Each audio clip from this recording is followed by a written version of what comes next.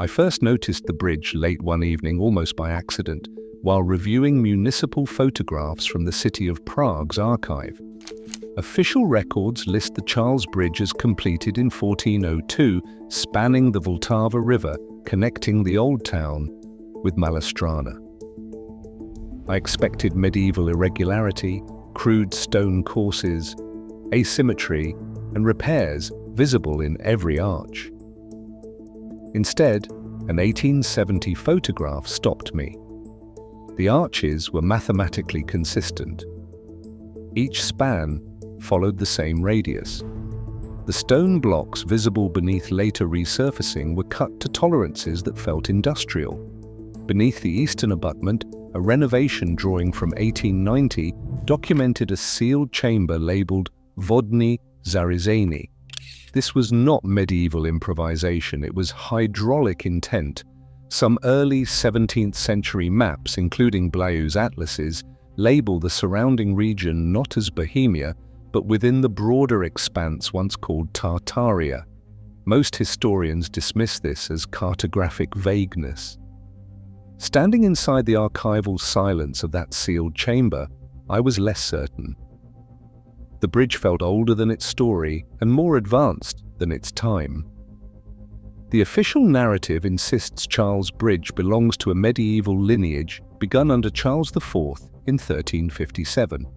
That assumption dissolved as I measured the spans from scaled photographs taken during the 1878 flood inspection.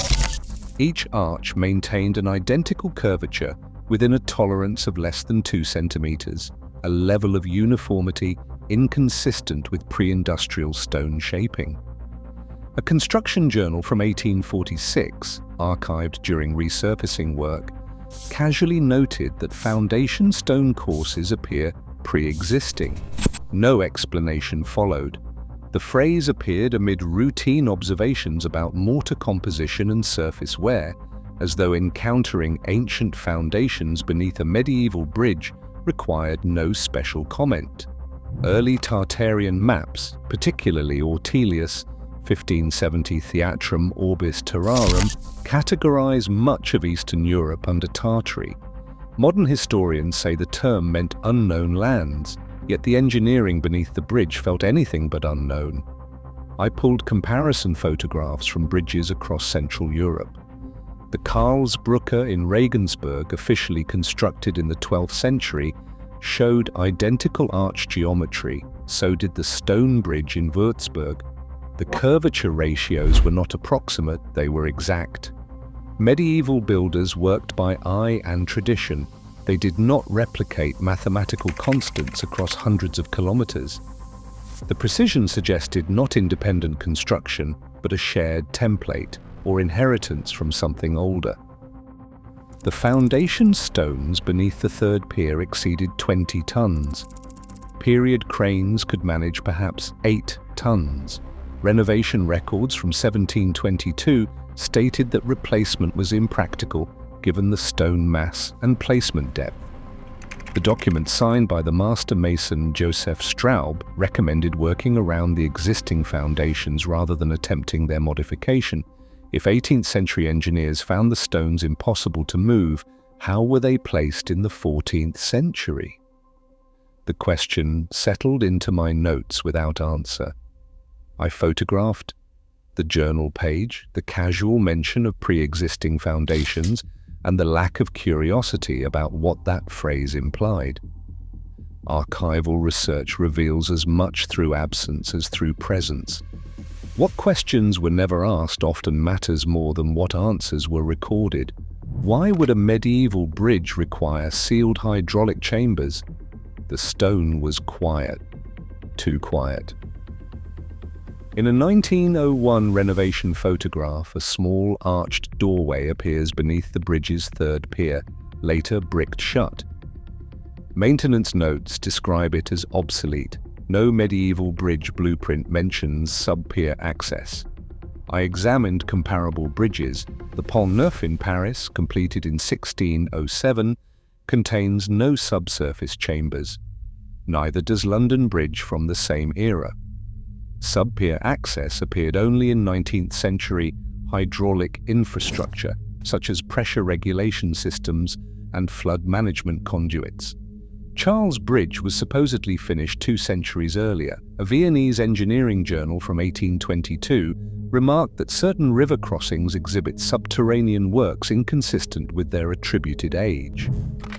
The author, Franz Gerstner, did not speculate further. He was a railroad engineer, trained in empirical observation, not historical revision.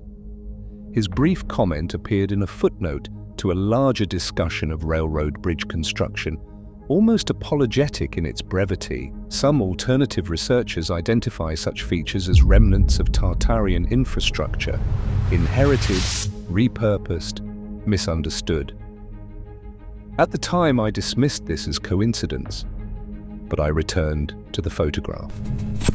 The doorway's arch followed the same radius as the bridge spans above. The stonework showed no seams, no evidence of later addition.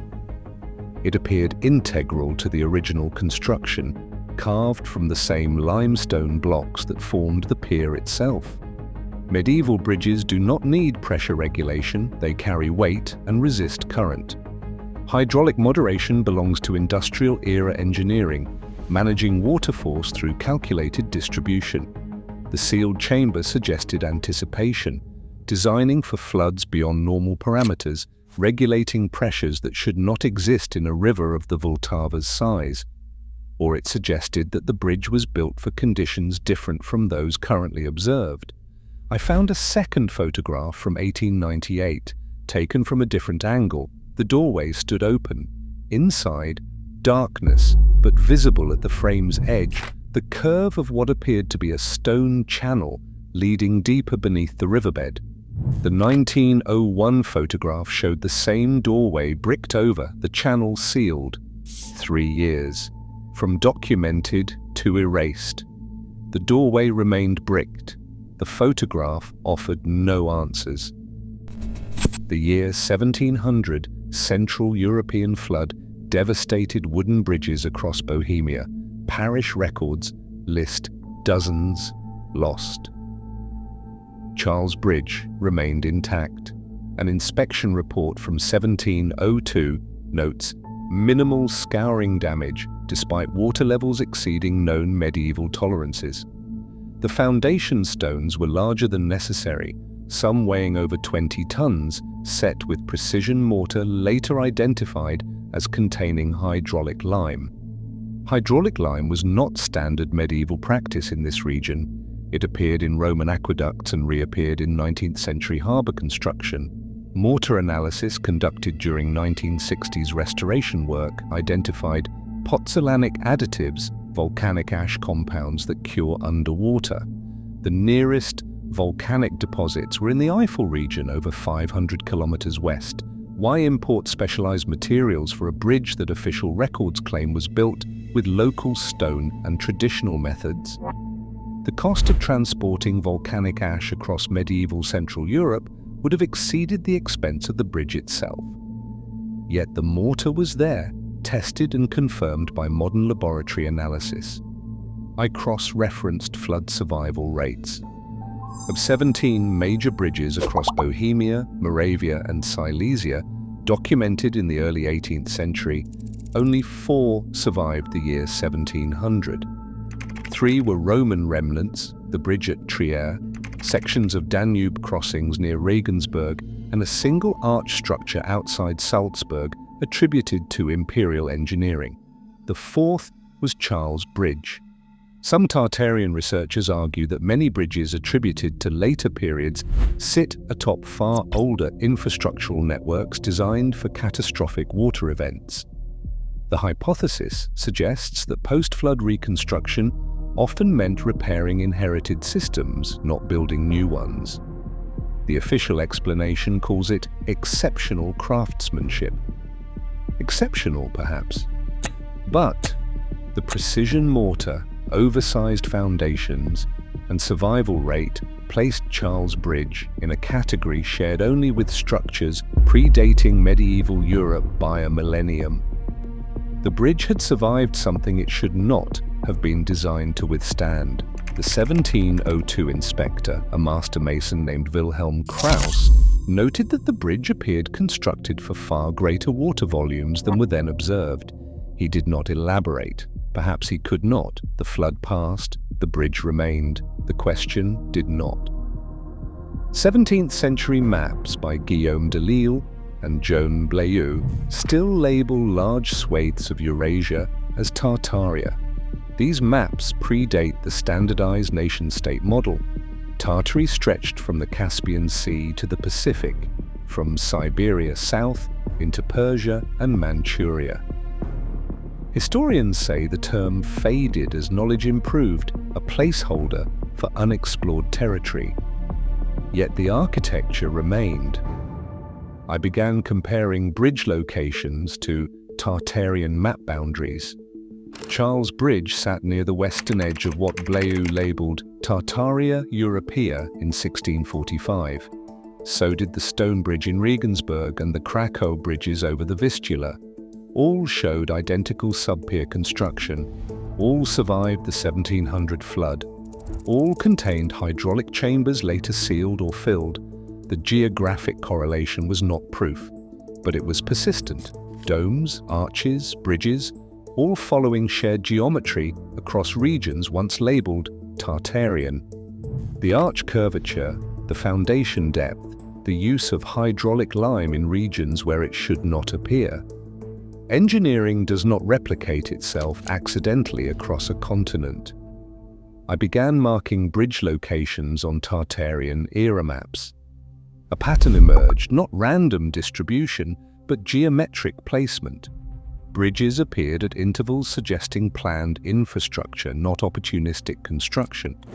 The spacing between major river crossings followed consistent distances, roughly 80 to 120 kilometers, the range of medieval trade routes, but with a regularity that exceeded commercial necessity. Medieval bridge building was local and irregular, determined by immediate need, available resources, and geographic obstacles. Tartarian bridge placement suggested coordination, advanced planning across territories that official history claims had no unified governance. The maps offered no explanation for why these regions were called Tartary. They simply marked them as such with the same matter-of-fact notation used for France or Poland. De Lisle's 1706 map showed Tartary extending to the Carpathian Mountains, encompassing the entire Vltava River basin. I returned to the photographs. The bridges remained, spanning rivers in territories once marked with a name now largely forgotten. The pattern had begun. In Florence, the Ponte Santa Trinita, officially rebuilt in 1569 following flood damage, shows identical arch ratios to Charles Bridge. A 19th century photograph reveals substructure chambers later filled with concrete. Italian renovation logs from 1884 reference unknown voids discovered during foundation reinforcement. No explanation follows. The chambers were sealed without investigation. I measured the arch curvature from scaled photographs. The ratio matched Prague's bridge within a margin too small for coincidental replication. Both bridges used elliptical arches, a profile requiring mathematical calculation, not intuitive stone laying. The ellipse demands precise geometry, calculated focal points, and coordinated construction across the span's entire width. Bartolomeo Ammanati, credited with the Florence reconstruction, was a sculptor and architect. His documented works show Renaissance ornament and classical proportion. They do not show hydraulic engineering. His commission was aesthetic, to create an elegant river crossing following the destruction of the previous bridge by flood. Yet beneath his bridge ran chambers designed for water moderation. Why would two bridges, hundreds of kilometers apart, share identical hidden features? Tartarian researchers point to a unified engineering language, a continental infrastructure system later fragmented and attributed to regional builders. The hypothesis suggests that Renaissance reconstruction often meant repairing older systems, not original design. Ammanati may have built atop foundations he inherited, incorporating features he did not fully understand into a structure credited to his genius. I noted the coincidence, nothing more. But the photographs showed continuity across distance and time. The same sealed chambers, the same elliptical geometry, the same hydraulic lime mortar containing pozzolanic compounds that should not appear in either Prague or Florence based on local geological resources. Both bridges sat within territories marked as Tartarian on 17th century maps. Florence lay at the southern edge of what some atlases labeled Tartaria Occidentalis, a designation most modern historians ignore as cartographic error. The Arno and the Vltava are different rivers with different flow rates and seasonal variations. Designing identical bridges for both would be engineering redundancy unless the bridges were not designed for current conditions but inherited from a system that anticipated different parameters. The voids remained sealed. The renovation logs offered no answers. A logistics document from 1763, preserved in Prague's city archive, complains of the impossibility of replacing certain foundation stones due to their mass and subsurface placement. The engineer, Johann Fischer, proposed alternative reinforcement methods rather than attempting direct replacement. Fischer was among the most capable engineers of his era. He designed the Karlskirche in Vienna, worked on imperial fortifications, and understood stone mechanics and construction logistics. His reputation rested on solving problems other engineers considered intractable. If replacing foundation stones was impossible in the 18th century, how were they placed in the 14th? I examined lifting capacity records. Period cranes, even the largest documented models, managed 8 to 10 tons with multiple pulleys and counterweights. Charles Bridge foundation stones exceeded 20 tons, set below the waterline, fitted with precision joints that showed no gaps or irregularities. The lifting technology did not match the construction requirements. Some historians propose that medieval builders used timber cribs and incremental placement, constructing temporary wooden frameworks to support stones as they were slowly maneuvered into position. But crib systems leave evidence where patterns on stone edges, placement scars from wooden contact, and foundation irregularities from settling and adjustment. The stones beneath Charles Bridge showed none of these markers. The joints were perfect, not approximate, not hand-fitted with adjustable mortar, mathematically perfect, cut to tolerances measured in millimeters. I compared foundation documentation across bridges in Tartarian map regions. The pattern repeated: oversized stones, precision joints, inexplicable placement depth. The stone bridge in Regensburg used foundation blocks estimated at 25 tons. Krakow's bridges showed similar mass. All were placed below waterlines using techniques that should not have existed, and consistent reports from 18th and 19th century engineers expressed confusion and impossibility when attempting repairs. It suggested that later engineers encountered systems they did not build and could not replicate. Fischer's complaint was matter of fact, not dramatic. He simply noted impossibility and moved on, proposing to work around the existing foundations rather than replace them, an admission that the original construction exceeded his capabilities. The stones remained in place, unmoved since whenever they were first set. The question lingered without an answer. A Vienna Polytechnic lecture transcript from 1811 discusses ancient bridges incorporating water moderation chambers of unknown origin. The lecturer, Professor Anton Ritter von Gerstner, taught hydraulic engineering and harbour construction. He was trained in the French engineering tradition and relied on observable evidence, not speculation. The phrase unknown origin appears twice in the surviving notes. Gerstner was empirical. He did not speculate beyond what he could observe. His lectures focused on practical application, harbour design, canal construction, and flood management systems, yet he identified bridge chambers that could not be explained by documented construction history. These chambers appear in Tartarian research as core infrastructural features, regulating floods, stabilizing foundations, and distributing force through calculated pressure relief. The hypothesis suggests continent-wide hydraulic networks, later misunderstood as local oddities. I examined chamber placement across documented bridges. The chambers sat beneath piers at calculated intervals, not random distribution. They connected to subsurface channels, some extending hundreds of meters beyond the bridge itself. In Prague, renovation workers in 1847 discovered a channel leading from the Charles Bridge chambers toward the Old Town waterfront, over 300 meters from the bridge itself. Medieval bridges placed piers according to river depth and bedrock location. Hydraulic chambers required advanced knowledge of flood dynamics, seasonal pressure variations, and long-term structural stress distribution, knowledge accumulated over centuries of observation or inherited from prior engineering. The engineering suggested anticipation, not mere reaction, design based on comprehensive hydrological understanding. Gerstner's lecture offered no conclusion. He noted the chambers, described their apparent function, and moved on to documented 19th century harbour projects where the engineering principles were understood and replicable.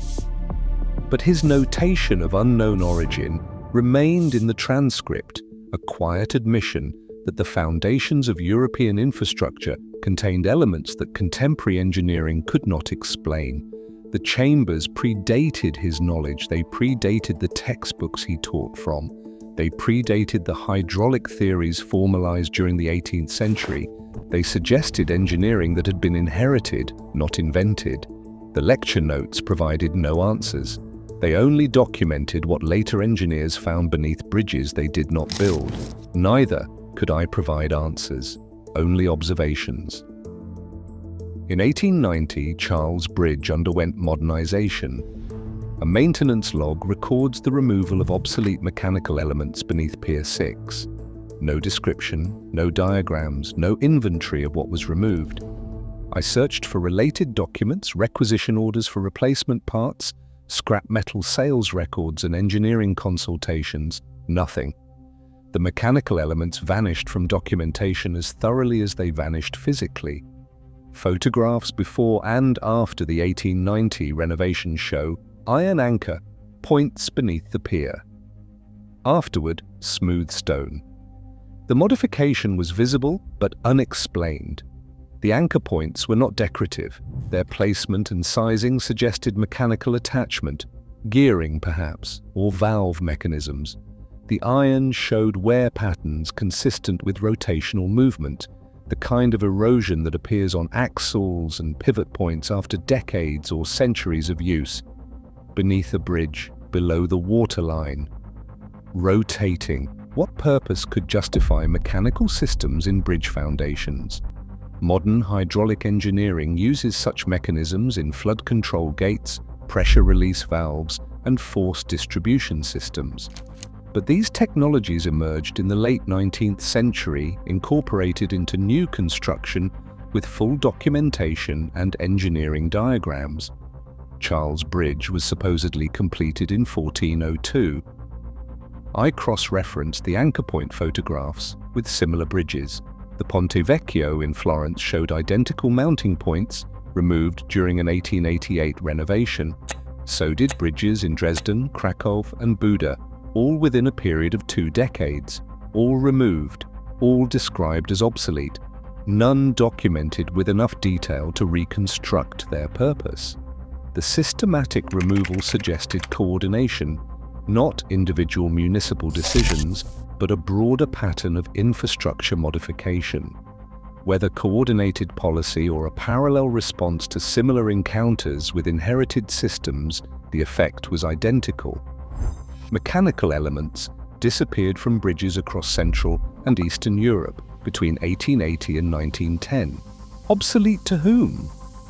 The mechanisms had functioned for centuries, requiring no maintenance beyond what routine bridge upkeep already provided.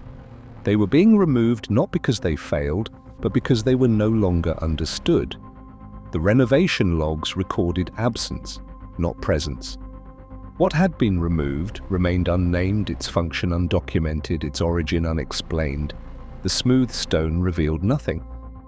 Overlaying bridge locations with 17th century Tartarian maps, I noticed alignments, bridges terminating at geometric urban grids resembling Starfort planning. Prague's lesser town aligns precisely. The bridge connects to streets radiating from a central point, forming angles consistent with bastioned fortification geometry. But the lesser town shows no fortification walls, no military earthworks, no defensive structures that would justify the geometric layout. Just the geometry itself, embedded in the city plan. Starforts emerged across Europe in the 16th century, designed to resist cannon artillery through angular bastions that eliminated blind spots and concentrated defensive fire. Historians attribute them to Italian military engineers adapting to gunpowder warfare. But the geometry appeared earlier, in city plans predating widespread artillery use, in bridge approaches that served no defensive purpose, in urban layouts later filled with civilian buildings while retaining the underlying radial structure. I measured street angles in lesser town, Prague, comparing them to documented Starfort plans from the same era. The angles matched within 2 degrees. So did proportions, the distance between radial arms, the central point placement, and the integration of the bridge terminus into the geometric pattern.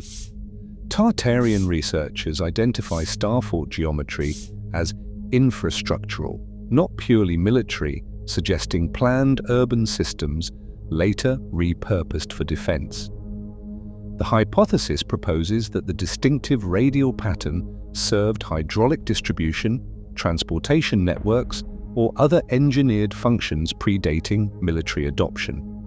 Whether military fashion or inherited infrastructure, the geometry was deliberate. Bridges integrated into these layouts suggested coordination between river crossings and urban planning, not opportunistic placement based on immediate crossing needs, but calculated infrastructure design. I marked similar patterns across Central Europe. Regensburg showed bridge termini aligned with radial street plans. Krakow's Vistula crossings connected to geometric districts. Florence's Ponte Santa Trinita aligned with the Oltrarno street grid, a layout that predated the bridge's documented reconstruction in 1569.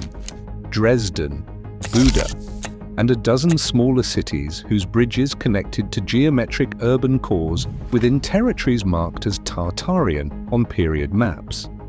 The pattern was no longer isolated, it was systematic. Starforts are often dismissed as military fashion, but bridges integrated into them suggest infrastructure, not ornament. Domes above river crossings in St. Petersburg, officially constructed under Peter the Great in the early 18th century, share the same radius ratios as structures identified in Tartarian research across Eurasia. I measured dome curvature from architectural drawings preserved in the Russian State Archive. The Church of the Transfiguration, built between 1743 and 1744, shows an onion dome profile mathematically identical to domes in Kazan constructed decades later. Both match profiles in Isfahan, Samarkand, and Bukhara, structures separated by thousands of kilometers and attributed to different cultural traditions. Engineering journals from 1805 remark on unexpected continuity in ecclesiastical dome construction across disparate regions. The observation appears in a French technical publication reviewing Russian architectural developments, noting with some puzzlement that dome mathematics remained constant despite varying building materials, climate conditions, and construction techniques. Continuity implies inheritance, either of design principles or of actual structures repurposed across time. Architectural historians explain the similarity through cultural exchange, trade routes, traveling craftsmen, shared religious tradition. But mathematical identity exceeds cultural influence. It suggests templates, standardized designs, engineered specifications transmitted with precision that cultural exchange typically does not preserve. The domes were not approximately similar. They were identical, matching in proportions measured to fractions of degrees. St. Petersburg's bridges, constructed alongside the city's founding, incorporate the same sub-pier chambers found in Prague and Florence. Renovation records from 1851 describe sealing of lower vaults containing mechanisms of uncertain function. The language echoes documentation from other cities, the same bureaucratic vagueness applied to features that defied explanation. Peter the Great imported Western engineers to build his new capital, Dutch hydraulic specialists, Italian architects, and German military engineers, yet the bridges they built contained features those engineers later could not explain. I compared construction timelines. St. Petersburg's major bridges were completed from 1715 to 1730. Charles Bridge predates them by 3 centuries. Ponte Santa Trinita predates them by over a century, yet all contain identical hydraulic chambers, all show the same precision stonework, all incorporate systems later described as obsolete or unknown.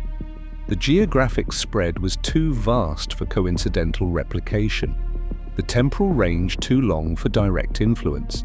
It suggested not construction, but discovery.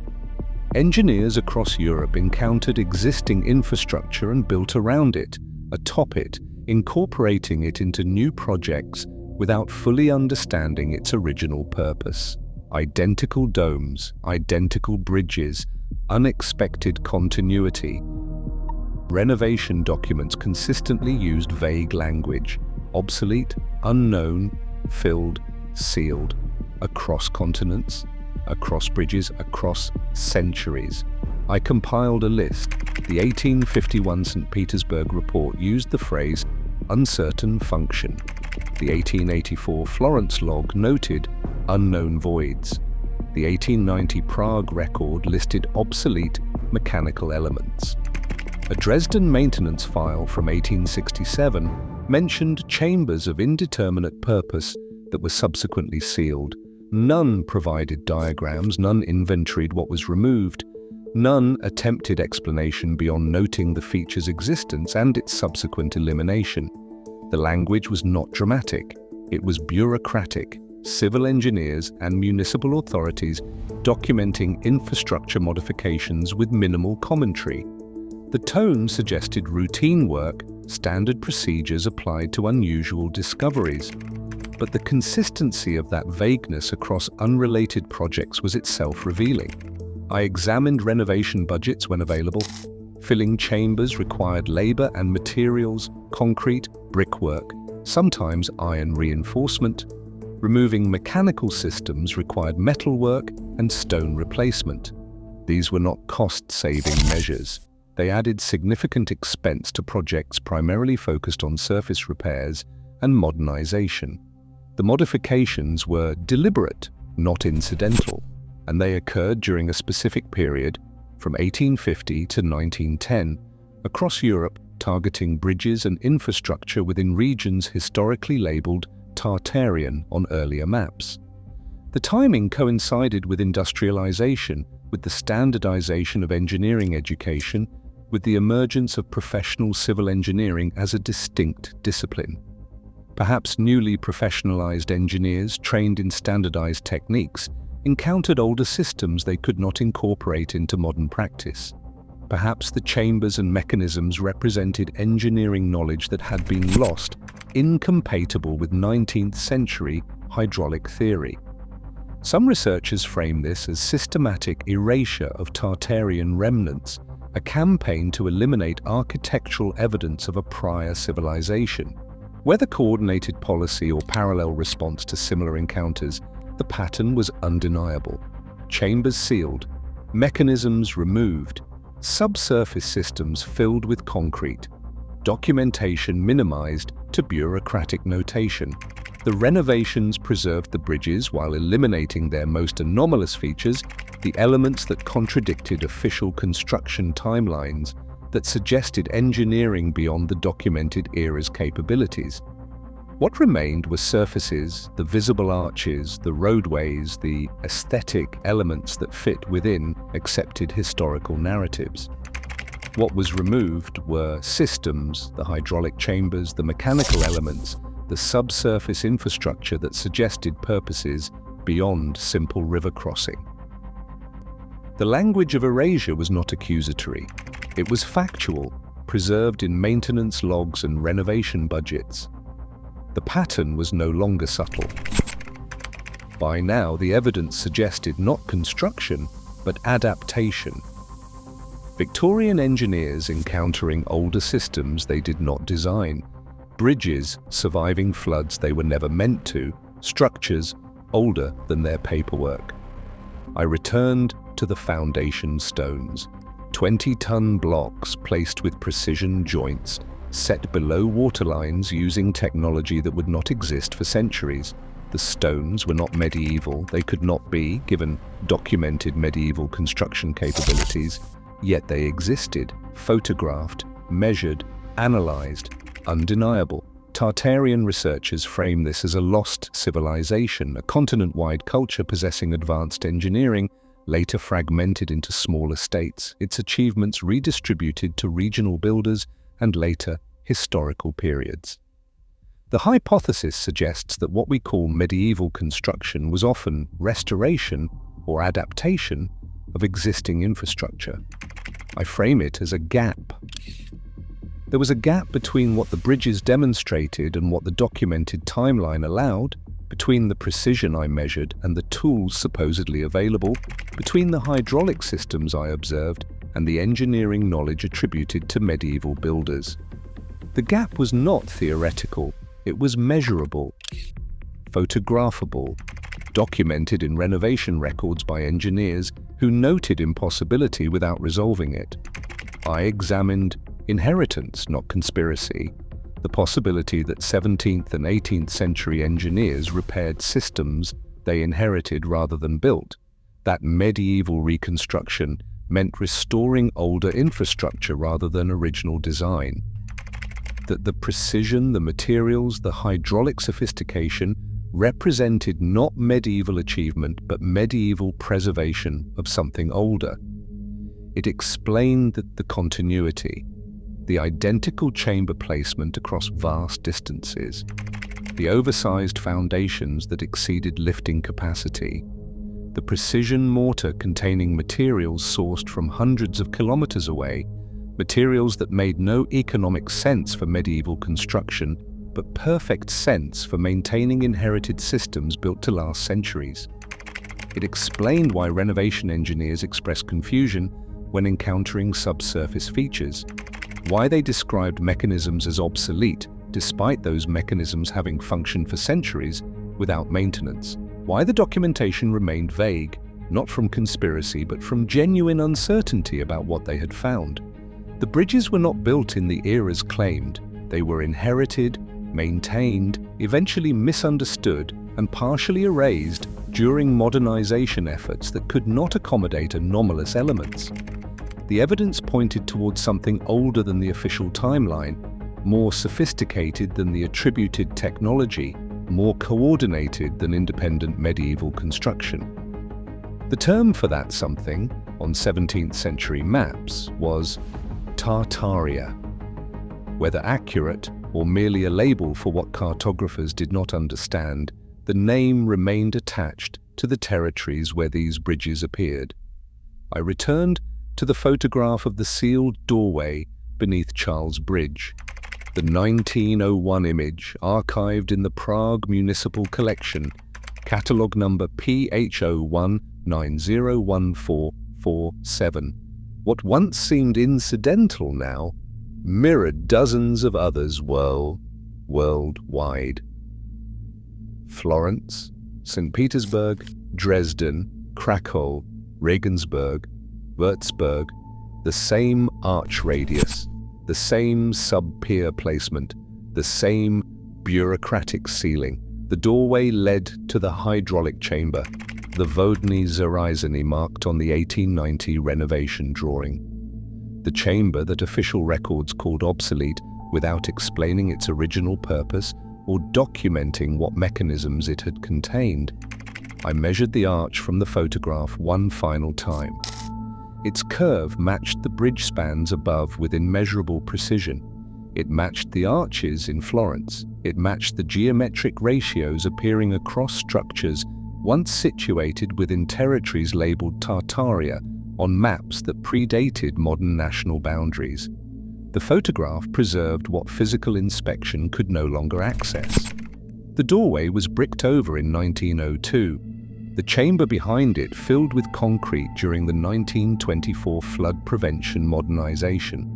A small plaque now marks the location, noting renovation work but offering no explanation of what was modified or why. Gone, but documented. I examined the pattern one final time. The bridges that survived impossible floods, while wooden structures washed away. The chambers that regulated pressures beyond medieval parameters. The mechanical systems removed without explanation during a concentrated period of modernization. The foundation stones, too massive for documented technology. The precision mortar containing volcanic materials transported across distances that made no economic sense. And the maps, Blaeu, Delisle, or Telius, marked vast territories as Tartaria with the same geographic certainty they gave to France, Spain, and the Italian states. The bridges connected cities across that territory, cities with geometric layouts that preceded defensive needs, cities with identical dome profiles separated by thousands of kilometers, cities whose infrastructure showed a continuity inexplicable through independent construction or cultural exchange alone. Some call it Tartarian inheritance, some call it architectural mystery, some dismiss it entirely as coincidence compounded by incomplete records.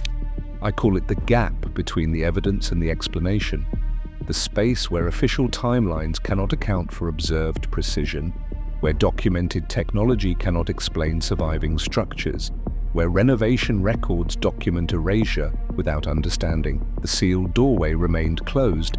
The photograph never explained what had been removed. The renovation logs recorded only that something obsolete had been eliminated, something no longer compatible with modern infrastructure. And across continents, identical signatures appeared in structures built decades or centuries apart, in an age when such coordination should have been impossible, when engineering knowledge should have been local and irregular, when bridge construction should have shown the variation that comes from independent development. Instead, consistency, precision, shared geometry, hydraulic sophistication, continental coordination. The bridges stood. What they once carried beneath them did not. No document explained why.